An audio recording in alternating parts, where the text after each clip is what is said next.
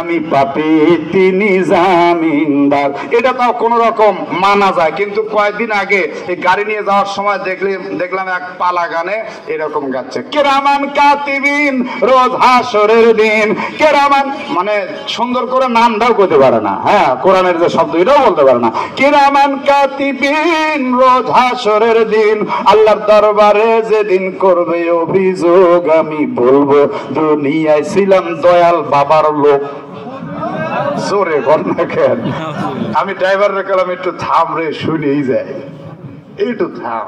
Driver কা হুজুর আপনি যে পরিচিত লোক, ঠিক কিনা? আমল ছাড়া মাপ পাওয়া যাবে?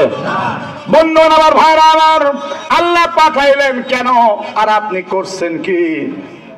আব্দুল আলিম সাহেব কত সুন্দর করে বলে গেছেন, এ পাহাড়ে তোর বসতে পারি, ওই পারে তোর বাসা, ভবদরিয়ায় পারি দিতে, ভবদরিয়ায় পারি দিতে, কেমনে করলি আশারে, এ পাহাড়ে তোর বসতে পারি, ওই পারে তোর বাসা, লাভ করিতে আইসারে ভবে হইলারে বেদিশা,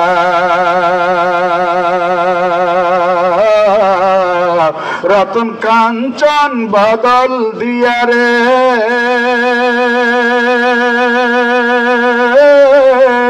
কিল্লা তামাশিসারে, এ পারে তোর বসত বাড়ি, ওই পারে তোর বাসা। জোরে বলেন ঠিক কিনা? এই দুনিয়ার জিন্দগিতে অল্প সময় বসবাস করা যায়, বেশি দিন কিন্তু থাকা যায় না। আর চিরস্থায়ী জায়গা আমাদের জান্নাত, সেখানের কথা ভুলে গেলে চলবে না। আল্লাহ রাব্বুল আলামিন আমাদেরকে দুইটা ফেরেশতার কথা বললেন, একটা থাকে ডানে আর একটা থাকে বামে। জোরে বলুন কয়টা ফেরেশতা হলো? আর একটু জোরে। দুইটা। ইযা তালাক্কাল মুতালাক্কিয়ানি আনিল ইয়ামিনি ওয়া আনিশ শিমালি কাঈদ মা ইয়ালফিজু মিন কাওলিন ইল্লা লাদাইহি রাকীবুন আতীদ। খালি এই দুই ফেরেশতা না, আল্লাহ নাতে বলছেন লাহু মুআক্কিবাতুম মিন বাইনি ইয়াদাইহি ওয়া মিন খালফিহি ইয়াহফাজুনাহু মিন আমরিল্লাহ।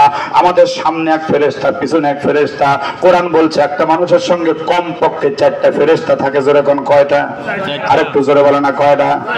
আল্লাহর বান্দারা, আল্লাহ রাব্বুল আলামিন জানাই দিলেন প্রত্যেকটা মানুষের ডানে এক ফেরেশতা, বামে এক ফেরেশতা, তারা বসে থাকে, কয়েদ বসে থাকে।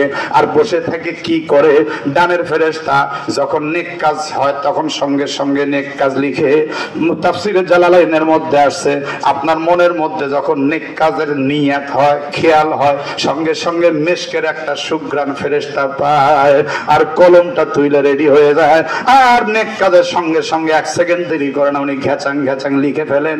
আর মানুষ যখন মনের মধ্যে বদ কাজের চিন্তা করে তখন সেখান থেকে একটা দুর্গন্ধ বের হয়। ফেরেশতা দুর্গন্ধ পেয়ে বামের ফেরেশতা কলম তোলে, কিন্তু ডানের ফেরেশতাকে আগে কলম তুলিস না, এখনো তো গুনার কাজ করে নাই, তারপরে কলম তুলবি, কলম নামা।